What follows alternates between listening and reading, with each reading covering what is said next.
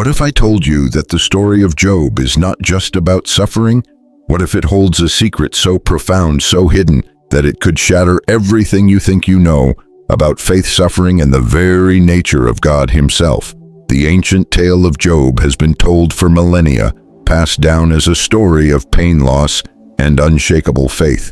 But there's a hidden truth buried deep within, locked away for centuries, waiting to be revealed. There's a question that echoes through time, unanswered by generations before us. Why do the righteous suffer while the wicked seem to thrive? A question that rattles the soul, that haunts believers and skeptics alike, cutting to the core of everything we hold dear. What if the answer isn't what you've been told, but something far more unsettling? What if the key to understanding Job's unimaginable pain lies not in the world of the living, but in the secret conversations of heaven itself? What if Job's suffering was never meant to be a tragedy, but a test that could change everything you've ever believed about divine justice?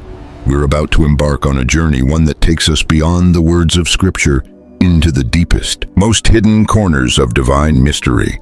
From the shadowy counsels of heaven to the heart of human despair, we will uncover truths that have remained veiled for centuries. And in the end, you'll see the story of Job not as a simple tale of suffering, but as a revelation, a divine secret that could redefine your understanding of God and faith forever. Welcome to a place where faith and history collide, where the secrets of the Bible are brought to light, and where the mysteries that have long been hidden are finally revealed. This is more than a community. This is a journey, and it begins with you. If you're ready to step into the unknown and uncover the truth that has eluded mankind for so long, you've found the right place. Why do good people suffer while the wicked seem to flourish? It's a question as old as time itself, and it's one that lingers in the shadows, whispering in the hearts of those who dare to question the very nature of God's justice. Job, a man known for his unwavering righteousness, is thrust into a hell that no one could imagine. His wealth, his health, and his family all taken in an instant. No warning, no explanation. He is left with nothing but the scorched remnants of a life once filled with abundance. The question that rings out in his agony is the same that echoes in our own hearts. Why him? Why would a just God allow this? Why does the innocent suffer while the guilty thrive? And why do we even today still wrestle with this very question? Job's suffering is not just his own. It's a reflection of the pain that stretches across history, the same pain we feel when we confront life's greatest injustices. What does it mean when the righteous are brought low and the wicked stand tall? It's a paradox, a divine mystery that defies logic and reason, and yet it's a mystery that, if we dare to look, holds the key to unlocking the truth about justice and suffering. In Job's suffering, we are confronted with the hardest question of all. Is there a purpose to our pain, or are we simply victims of a cruel, capricious fate? Job's journey forces us to confront something we'd rather not, our deepest fears about a God who allows such suffering to unfold. In his pain, Job does not ask, "Why me?" In fact, he never curses God for his suffering. Instead, he questions the very foundations of divine justice. Is there meaning to this madness? Job's journey invites us to wrestle with a question that few are willing to face. What if our pain isn't meaningless? What if it has a purpose far greater than our limited understanding could ever grasp? And therein lies the twist. The answer, it seems, is not one Job or we can ever truly fathom. God doesn't offer Job an explanation. He offers him something far more powerful. A perspective, a view of the universe that is as vast as it is incomprehensible. As we walk this journey with Job, remember this: his struggle isn't just his own. It's the struggle of every believer who has faced loss, pain, and the silence of God. It's the question that haunts us all, especially in moments when we feel abandoned or misunderstood. But what if Job's story holds a deeper truth? A revelation about the very nature of suffering that could change everything we've ever believed about God's justice. We often think of justice as simple right actions, rewarded, wrong actions, punished. But what if true justice is far more complex, more layered than we ever imagined? What if God's justice doesn't just look like fairness on the surface, but something far grander and more mysterious? And in Job's silence, in his moment of deepest suffering, he is about to discover something that will reshape his faith forever, and perhaps even change the way we view God's heart. This is not just Job's struggle. This is the struggle of humanity. We are about to dive deeper into the divine mystery behind Job's trials. And with each step, we'll uncover a truth that might just hold the key to unlocking a deeper understanding of God's plan for the world and for our lives. Why does God allow suffering in the lives of the faithful? Is it to test us, to strengthen us? Or is there something more hidden beneath the surface? As we walk this journey together, I invite you to leave your thoughts in the comments. What have you learned from your own struggles? What mysteries have you uncovered? Share with us as we uncover truths that could change everything. But here's where things take a twist. Job's suffering isn't random. It's not an accident. There is something far more profound happening behind the scenes, something that challenges everything we think we know about divine justice. What if I told you that Job's trials were permitted by God, not as a punishment, but as part of a larger cosmic test between God and Satan? A test that would not only reveal the depth of Job's faith, but also reveals something far deeper, the very nature of divine sovereignty itself. God, the creator of the universe, has allowed Satan, the accuser, to test Job. Job's suffering is not meaningless. It's a test of loyalty, a trial of faith, a celestial contest between good and evil. And at the heart of this cosmic struggle is one question: can Job's faith withstand the fiercest of trials? But why would God allow such a test? Why would he give Satan the power to inflict such pain on his most devoted servant? What does this say about the nature of free will, divine sovereignty, and the ever-present shadow of evil? Job's trials are not just personal. They are a reflection of a larger battle taking place beyond our comprehension, one that involves the very essence of faith and the question of God's ultimate control over the universe. Could it be that our greatest suffering serves a purpose greater than we can understand? Could it be that, like Job, we too are part of a larger plan, a divine mystery that is unfolding before our very eyes, even when we cannot see it? As Satan stands before God accusing Job, the stage is set for an unimaginable test. God grants Satan permission to afflict Job. This moment, this decision, is not just a turning point in Job's life. It's a turning point for humanity itself. Why would a loving God allow such suffering? What does this say about the relationship between divine sovereignty and the existence of evil in the world? God's allowance of evil challenges our deepest beliefs. For if God is all-powerful, why does he permit such suffering? Why would a just and good God allow Satan to bring pain into the lives of those who love him most? And what does it mean for us when we face our own trials, feeling abandoned, feeling as though God has turned his back on us? What does it mean when we are left with only silence in the face of our pain? The answers are not easy. Job's journey takes us into uncharted waters, forcing us to question everything we thought we knew about the world. It's not just about understanding God's will in the face of suffering, it's about grasping the complexity of God's sovereignty. God's silence does not mean his absence. His silence speaks volumes, but it speaks a language we may not be ready to understand. And sometimes the greatest test of faith is not in the answers we receive, but in the silence we endure. What if the trials we face today are not a punishment, but a test of our faith? A test that will reveal the true depth of our devotion to God, even when the world falls apart around us. Job's suffering isn't just about him, it's about us, about all of us who walk this earth, asking the same question: can we trust God when life is at its darkest? Job's story invites us to think deeply about our own faith. Are we willing to stand firm, to trust God when everything is taken from us, when the people we love are gone, when our health fades, when our dreams crumble to dust? Are we willing to hold on to God even when it seems like he is silent, even when his presence feels far away? In Job's moment of greatest pain, when he's left with nothing but the ashes of his former life, the one thing he still has is his faith. And that is the one thing that Satan cannot touch. Job's trial isn't just a test of his character, it's a test of divine purpose. And in the end, the one who wins this cosmic battle is not Satan, but the faith that Job holds on to, faith that refuses to let go even when the storm rages. What does this mean for us today? Are we willing to face our own trials with the same unwavering faith that Job did? What does it look like to trust in God when life seems to betray us? As we continue on this journey, we will see how Job's story offers us a glimpse not only into the mysteries of God's will, but also into the very heart of true faith. Stay with us as we explore the nature of faith in the face of suffering and discover what Job's story can teach us about how to trust God in the darkest of times. True faith isn't about what we have, but about who we trust. As Job sits in the ashes of his former life covered in sores, his body decaying, his soul aching, his faith is tested in a way that few could ever endure. What does true faith look like when you have nothing left to hold on to? In the face of suffering, Job's unwavering trust in God doesn't falter. He doesn't curse God as his wife urges him to.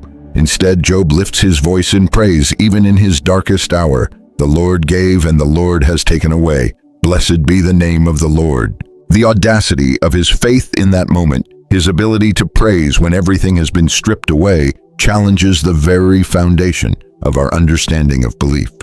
True faith, it seems, is not about what we own or how comfortable our lives are. It's about a trust so deep that no loss, no pain can sever it. As Job endures the unthinkable, we are forced to ask, can we too trust in God when life offers us nothing but despair? His faith is not in his possessions or in his health, but in something far deeper, his relationship with God. Job's suffering reveals something crucial about the nature of faith. His faith is tested not in his moments of prosperity, but in his greatest loss. When his family is gone, when his wealth has evaporated, when his health betrays him, Job's faith stands unshaken. This is the essence of faith. It is not built on the temporary blessings of this world, but on a relationship with God that transcends all earthly circumstances. In the absence of everything he once held dear, Job's faith endures because it is not tied to the fleeting things of life. His faith is in God alone, and it is in this moment of ultimate testing that the depth of Job's faith is revealed. He may not understand why this is happening, but his trust in God's character remains unshaken. Though he slay me, yet will I trust in him. These words, spoken by a man who has lost everything, pierce through the centuries like a clarion call to all of us. Job's faith does not depend on answers or explanations. It depends only on the trust he places in God's sovereignty.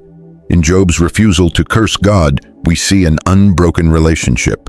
Even when God remains silent, Job chooses to trust. This is the kind of faith that shatters the illusion of control that so many of us cling to. Job is not just facing a loss of his possessions, he is facing the loss of all that he has ever known.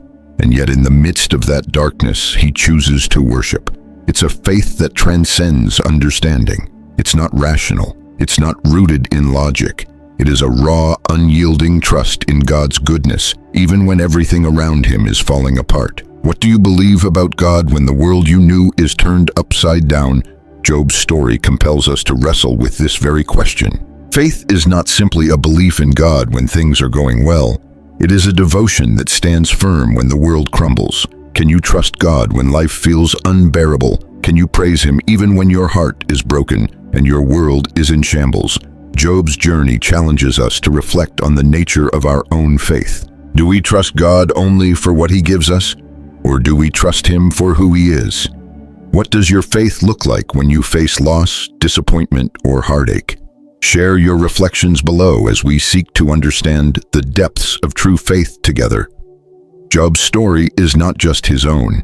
It is an invitation for all of us to look deeper into our relationship with God and to examine the foundation of our faith. Job's friends, well-meaning but misguided, argue that Job must have sinned to deserve such suffering.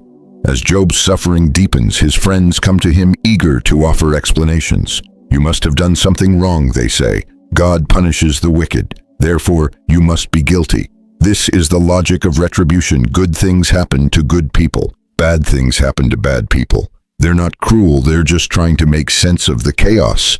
But what if this logic, so deeply ingrained in our understanding of justice, is incomplete? What if there's more to God's justice than simple cause and effect? Job's friends believe they understand divine justice, but they, like so many of us, fail to see the bigger picture. Is suffering always a result of sin, or is there a greater, more mysterious purpose behind it?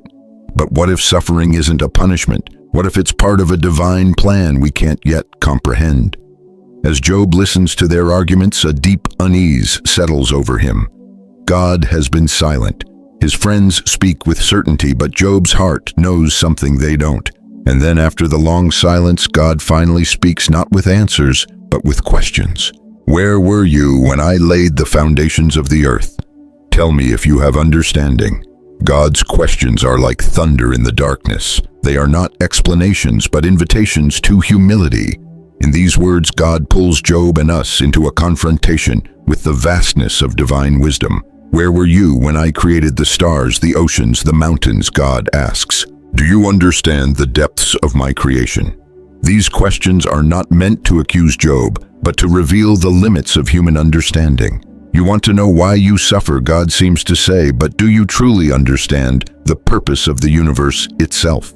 In this moment, Job is faced with an uncomfortable truth. There are mysteries that no human mind can grasp, no matter how much we search for answers. God's wisdom is beyond our comprehension, and trying to understand His ways in their entirety is like trying to hold the ocean in the palm of our hand. Who are you, Job, to question the one who created everything? Do you know the depths of the sea, the mysteries of the stars? The weight of God's words crushes Job's spirit. Job's pain is real, his suffering unbearable, and his questions legitimate. Yet God's response does not give Job the answers he desperately seeks. Instead, it gives him something far more valuable: perspective. The greatest lesson Job learns is this: some things are beyond our comprehension. I spoke of things I did not understand, Job admits in humility. Things too wonderful for me to know. We may never fully understand why we suffer. We may never have the answers to all of life's questions. But in the silence, in the midst of the pain, Job learns to trust that God's wisdom is far greater than his own. Though he slay me, yet will I trust in him. In that moment, Job's faith shifts. It moves from a faith based on understanding to a faith rooted in trust. Job may not understand why he suffers, but he trusts that God does, and that is enough.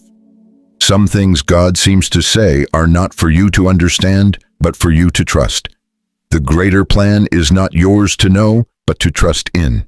Now, as we step into the next part of Job's journey, we ask ourselves, can we trust in God even when we don't have the answers? Job's story teaches us that sometimes faith isn't about understanding, it's about trust. As we continue, we'll explore the power of humility in the face of suffering and how Job's journey shows us the path to deeper faith. Join us as we uncover the true power of trust in the divine plan. In the face of his suffering, Job doesn't demand answers. He humbles himself before God, acknowledging that he doesn't have the right to question the divine plan. As the winds of despair howl around him, Job sits in the ashes of his once prosperous life, his body broken, his spirit tested to its limits. But in this moment of deepest pain, Job does something remarkable, something that not many of us could ever do. He does not demand an explanation. He does not challenge God's silence. Instead, he bows his heart in humility. I have spoken of things I did not understand. He confesses things too wonderful for me to know. This is the true essence of faith, not in questioning God's will, but in trusting that His wisdom surpasses ours. Job, a man who has lost everything, chooses to trust the one who allowed his suffering. Who are we to question the Creator? Job seems to ask as he submits himself to God's will, acknowledging that the divine plan is far beyond his understanding. This act of surrender is not passive, it is active faith. Job's heart does not harden in bitterness, but softens in humility. He understands that faith is not about understanding every detail of life's trials, but about trusting the one who holds the universe in his hands. This is not resignation, it is profound trust. Even in the depths of his suffering, Job teaches us the power of humility. He has every reason to be angry, to curse the heavens above, to demand an answer from God. Yet he remains still. In his pain, Job learns to trust God without needing to understand the reason behind his suffering. This is the lesson we all struggle to learn. It's easy to trust God when life is smooth, when we are surrounded by blessings. But true faith is forged in the crucible of suffering. It is in the moments of silence when the storm rages and the answers remain hidden that we discover the depths of our trust in God. Job does not seek to justify himself. He does not try to prove that he is innocent. Instead, he acknowledges that God is sovereign over all things, including his suffering. I know that you can do all things, and that no purpose of yours can be thwarted. Job declares accepting his place in God's grand design, even though he doesn't understand it. This is where the true power of faith lies. It is not in knowing all the answers, but in trusting the one who holds the answers. Job's trust is not in his circumstances, but in God's character. He has lost everything: his wealth, his health, his family, and yet his trust in God remains unshaken. This is a lesson we all must learn. Humility before God is not a sign of weakness, but of strength. Job in his brokenness stands as a testament to the strength found in surrender. True humility is not about thinking less of ourselves, but thinking of ourselves less. Job's focus is no longer on his suffering, but on the greatness of God's wisdom. In the silence, in the agony, Job finds the strength to trust in what he cannot see. This is not a simple or easy act. It is the essence of true faith, trusting in God's goodness, even when we cannot comprehend his ways. Job's humility reveals the paradox at the heart of faith. We must decrease so that God may increase. It is in letting go of our own understanding that we make room for God to reveal himself in ways we never could have imagined. God's wisdom is far greater than ours, Job declares. Though he slay me, yet will I trust in him. This is not a resignation to fate. It is an unshakable trust in the one who holds the keys to life and death, to suffering and restoration. As Job humbles himself before God, a greater truth begins to unfold. True faith is not about receiving answers, but about trusting in the plan God has for us, even when we cannot see it. In the next part, we will explore how God in his grace restores Job body, soul, and spirit, and what we can learn from his restoration about the nature of divine grace and mercy. Stay with us as we discover how Job's journey doesn't end in despair, but in a deeper understanding of God's love and faithfulness. But Job's story doesn't end in tragedy. After all the heartache, all the unanswered questions, and the unthinkable losses, Job's story takes a stunning turn. God in his mercy restores him. Not just materially, but spiritually. Job, who had lost everything, is now blessed again, but the restoration that unfolds before him isn't merely a return to his former glory. It's something far greater. In the moment of Job's deepest suffering, when it seemed like all hope was gone, God was still at work. Job's restoration is not a simple reward for patience. It is a testimony of divine grace, a reminder that even in our darkest moments, God's plan for us continues to unfold. Job's life was not just a series of trials. It was a sacred journey, one that led him through the wilderness of suffering and into the richness of a deeper relationship with God. You have heard of the patience of Job. James writes in the New Testament, and have seen the end intended by the Lord, that the Lord is very compassionate and merciful. Job's restoration becomes a symbol of grace that transcends earthly understanding. His story, once defined by pain, now becomes a living testimony of God's unmerited favor. But Job's restoration is not simply the return of his wealth, his health, or his family. It is the restoration of his soul. Through the suffering, Job's heart was refined, his understanding of God deepened. What Job gains in the end is not just material wealth, but a richer, more intimate relationship with the divine. I have heard of you by the hearing of the ear, but now my eye sees you. Job, once living in the comfort of blessings, now lives with a new, profound understanding of God. His faith was not just tested by suffering, it was purified by it. In this sacred exchange, Job discovers that God's grace is not simply about giving back what we've lost. It's about bringing us into a deeper, more intimate relationship with the Creator. The grace Job receives isn't simply a return to prosperity. It's a deeper understanding of God, a richness in relationship, that could only be forged through suffering. Job's story teaches us that true restoration isn't about the restoration of things, it's about the restoration of the soul. As Job's life is renewed, something profound happens within him. In the depths of his suffering, Job learned something that cannot be taught in comfort. He learned to see God not just as a provider, but as the sovereign Lord over all creation, who can be trusted even when the world falls apart. The Lord gave, and the Lord has taken away. Blessed be the name of the Lord. Job's words spoken in the face of loss now carry a deeper resonance. He does not simply praise God because of what he has regained. He praises God because he has seen with spiritual eyes the wisdom and mercy of the Creator in a way that was impossible before. God does not only restore what is lost, he restores what has been broken, transforming pain into wisdom, despair into hope, loss into grace. This is the essence of divine grace. It is not just the restoration of what we've lost, but the transformation of who we are in the process. As Job's story draws to a close, we are left with a powerful question. How do we understand the role of suffering in our own lives? Job's journey from suffering to restoration reveals profound truths about the nature of God's grace. In the face of our own trials, we are invited to embrace the lesson. Job learned the lesson of trusting in God's plan, even when we cannot see it. We will explore how Job's legacy continues to shape our faith today, and how his story invites us to trust in the unshakable faithfulness of God. Stay with us as we uncover the timeless wisdom that Job's journey has to offer to believers in every generation. Job's legacy is not just in his restoration, but in the way he responded to suffering. Job's story, now coming to its conclusion, leaves us with an undeniable truth. His true legacy lies not in the wealth he regained, but in his response to the unimaginable suffering he endured. His journey teaches us something profound. We are not defined by our circumstances, but by how we respond to them. In his darkest hour, when every piece of his life had been shattered, Job made a choice to trust, to worship, and to remain faithful. His circumstances were beyond his control, but his response, that was where his strength lay. Though he slay me, yet will I trust in him. These words, spoken in the depths of his despair, resonate through time. Job did not let his suffering define him.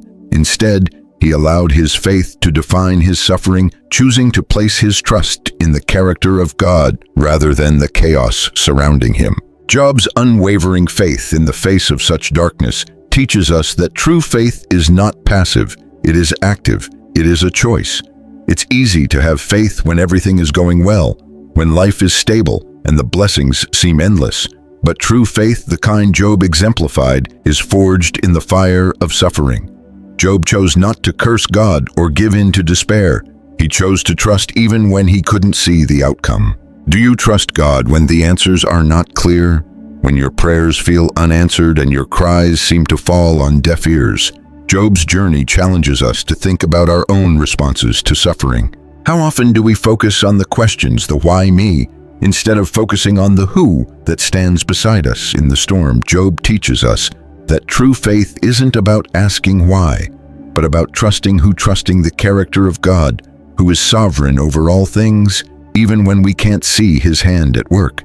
In the end, Job's story isn't just about suffering, it's about the faith that endures through suffering. His story is a story of resilience, of holding on to the promises of God, even when everything around him is falling apart.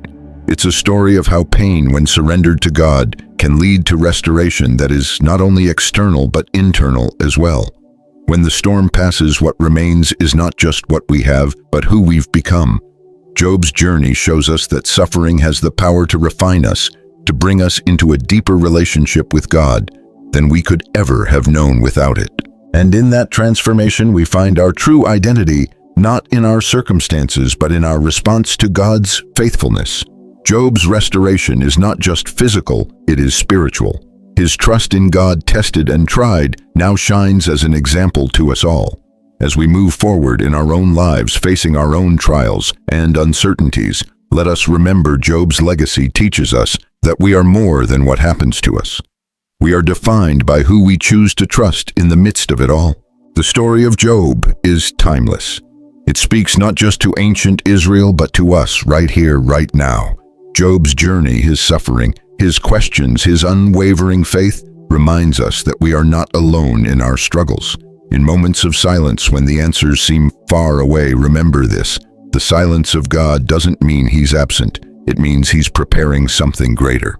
A deeper understanding, a stronger faith, a restoration that we cannot yet comprehend. Trust in the process. Just as Job's story wasn't finished in his suffering, neither is ours. Every trial we face has a purpose in God's divine plan, even when we can't see it. Your journey is unfolding even in the moments of waiting. Stay with us as we continue to explore the hidden truths of the Bible. This journey is just the beginning. There are still mysteries to uncover, lessons to learn, and wisdom to discover. Keep searching, keep questioning, and let the mysteries unfold before you. If you've been moved by Job's story, don't forget to like, share, and subscribe. Leave your thoughts or experiences in the comments below. We want to hear how this journey has touched your heart. And as always, we'll be here with more stories that seek the depths of truth, waiting for you in the next chapter. Remember, the greatest discoveries often come in the silence. So keep walking, keep listening, and the journey will reveal its secrets in due time.